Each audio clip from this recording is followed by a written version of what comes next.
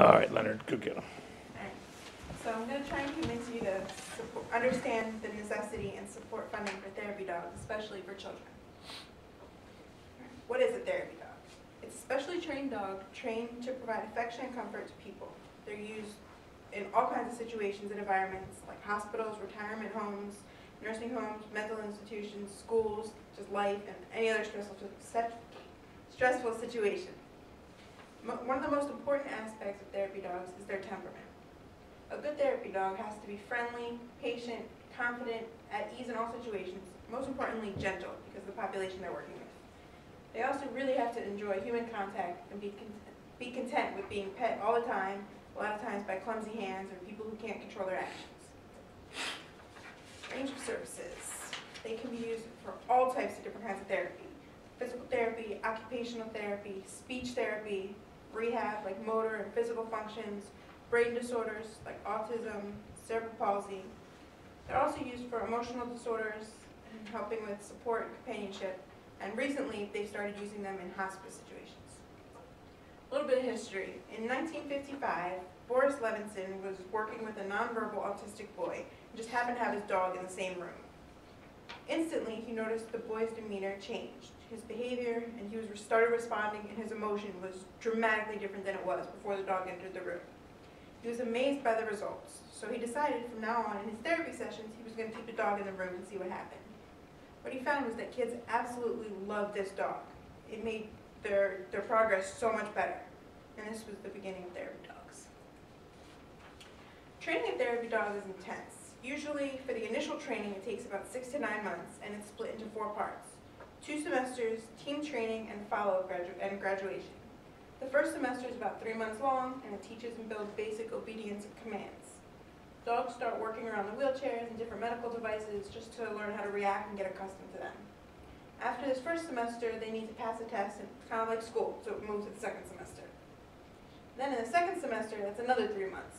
They're going to learn more detailed commands, maybe lights on, lights off, how to help with different therapy activities, and just what kinds of things they may be exposed to. They learn at least 60 commands and drills, and they're taught in all different kinds of environments. At this point, they're screened to see if they really have what it takes to continue and be a functioning therapy dog. Then they'll move to team training. The handler and the dog will begin to work together and build a relationship, which is crucial. If they don't have a good relationship with their dog, they're useless. After about 2 weeks, they're going to go through testing, and they'll graduate the program. Next comes the follow-up. About 6 weeks after this team training class, the dog will come back for its final testing and its final official certification.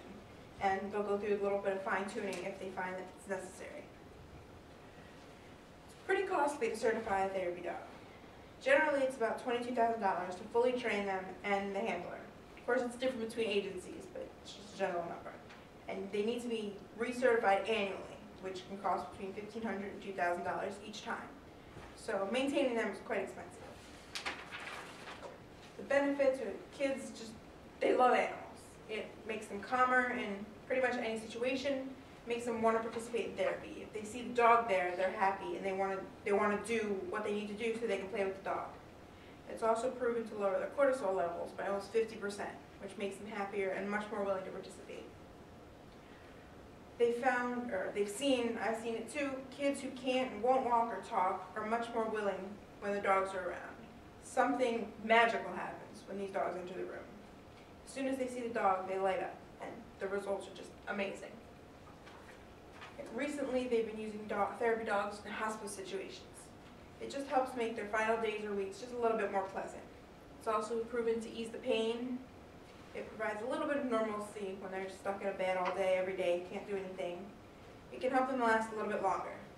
The dog will just simply curl up in a bed, snuggle in, cause warmth, which helps them feel a little bit more comfortable. And then I just have a quick video about one little girl's story. I've actually seen her work with the dog, and it's amazing.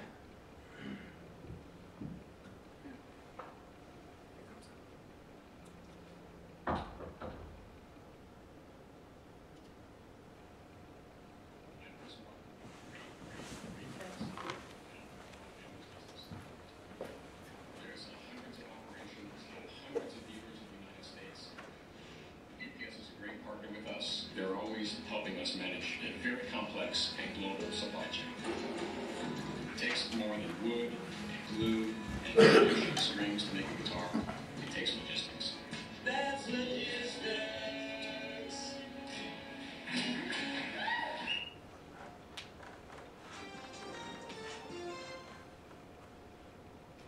At Mount Washington Pediatric Hospital, Aylin is working really hard to walk. Each step is tough for the pretty little 3-year-old with cerebral palsy, but boy is she motivated. So close. Waiting for you. She can't wait to reach her favorite therapist. Yuba is a trained service dog, and he's the #1 reason why Aylin's mom says she's walking. She loves animals, so she just works towards them. And she took her first steps independently, not us asking her to Yuba. She loves him. She asks about him throughout the week.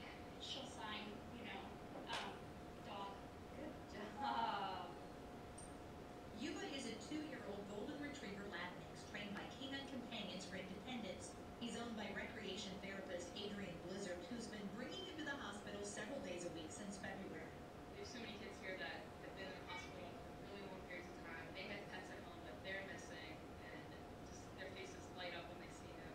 The hospital's brought in dogs in the past, mainly for children just to pet, but getting a therapy dog was a huge step. Ready and throw it.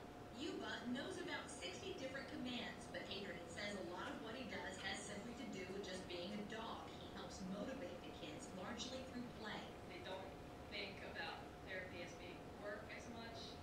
They, look forward to it. They say, I'm going with you today, therapists see a big change because they're not focusing on each step they're taking. They're not focusing on it as work. They're seeing it as almost like playing. And for Aylin's family, Yuba has already made their lives better. So much so, they're now thinking for the first time ever about getting a dog.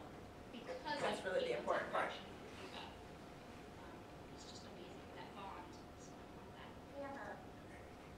So now I hope you see how important they are and how much they really help. That funding is crucial. Thank you. Matthew.